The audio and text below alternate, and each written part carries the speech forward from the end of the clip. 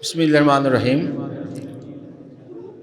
Raozan club কর্তৃক আয়োজিত এই সুন্দর ইফতার মাহফিলের সম্মানিত সভাপতি, মঞ্চে উপবিষ্ট বিশেষ অতিথিবৃন্দ, বিভিন্ন বিশ্ববিদ্যালয়ের ভাইস চ্যান্সেলরবৃন্দ, আমার সামনে উপস্থিত রাউজান ক্লাবের সম্মানিত সকল সদস্যবৃন্দ, আসসালামু আলাইকুম ওয়া রাহমাতুল্লাহি ওয়া বারাকাতুহু।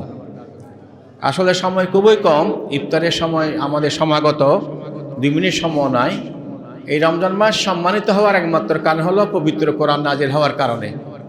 পবিত্র কোরআন আমাদের মাঝে নাজিল হয়েছে আজ থেকে 1400 বছর আগে, অবিকল অবস্থায় আছে, কিয়ামত পর্যন্ত থাকবে।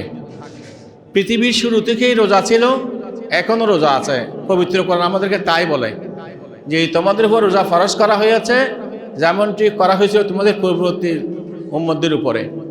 তাহলে রোজা আমাদের নতুন কিছু নয়। কেন রোজা দেওয়া হলো আমাদেরকে? রোজা দেওয়া হলো এমন একটা ব্যবস্থাপনা, শরীরকে নিরোগ রাখা, ফিজিক্যাল, মেন্টাল এবং স্পিরিচুয়াল শক্তি পাওয়ার জন্য, শারীরিক, মানসিক এবং আধ্যাত্মিক গুণ অর্জন করার জন্য।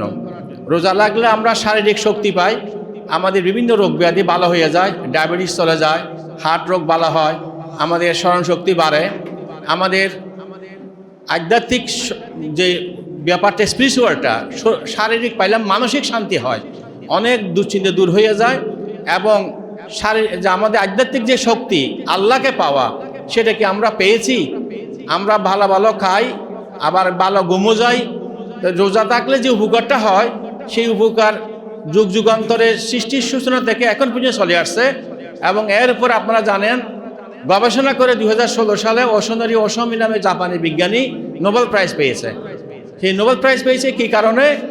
আমাদের শরীরের প্রতিটি কোষে একটি করে আপনার ডাস্টবিন আছে। এই আমরা যেমন ময়লা ফেলি, এখানে ময়লা জমা হয়, এই ময়লাগুলো কিন্তু সাফ করার কোনো ব্যবস্থা সেখানে নেই। যদি আমরা উপোস করি তখন কেবল এই ময়লাগুলো শরীর খেয়ে ফেলে এবং এনার্জি প্রডিউস করে। এই হিসেবে আমাদের ক্যান্সার সেল থেকে শুরু করে ডায়াবেটিস, বিভিন্ন রোগ আমরা ভালো হতে পারি। কিন্তু যদি আমরা অতিরিক্ত খাই সেহরির সময় এবং ইফতারের সময়, তাহলে কিন্তু এই অটোফেজি হবে না। এই অটোফেজি আবিষ্কার করার মাধ্যমে ওশোনোরি ওশোমি নোবেল প্রাইজ পেয়ে গেছেন।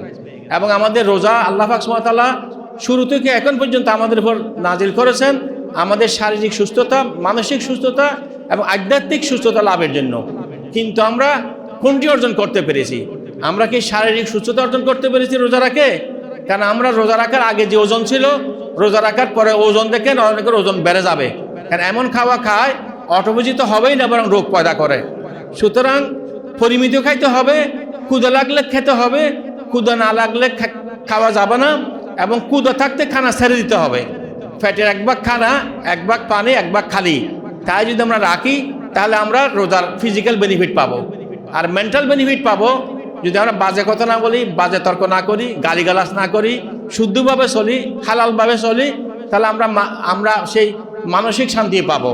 আর আধ্যাত্মিক শান্তি পেতে গেলে আমাদের যেটা দরকার সেটা হলো পায়াসনেস। আমাদের যে আল্লাহর প্রতি আমাদের যে অগাধ বিশ্বাস, সেই পবিত্র কোরআন তেলাওয়াত করে তার অর্থও যদি আমরা পড়ি তাহলে আমরা পারবো।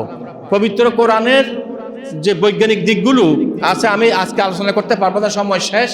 আমি শুধু এইটুকুনই বলবো যে আসুন আমরা পবিত্র এই রমজানকে শ্রদ্ধা করি, এই কোরআনকে মাথায় নিয়ে, কোরআনকে বুকে ধারণ করে, কোরআনকে অর্থ সহকারে বুঝে যদি আমরা অনুধাবন করে চলি তাহলে আমরা স্পিরিচুয়াল বা আধ্যাত্মিক বেনিফিট পাবো।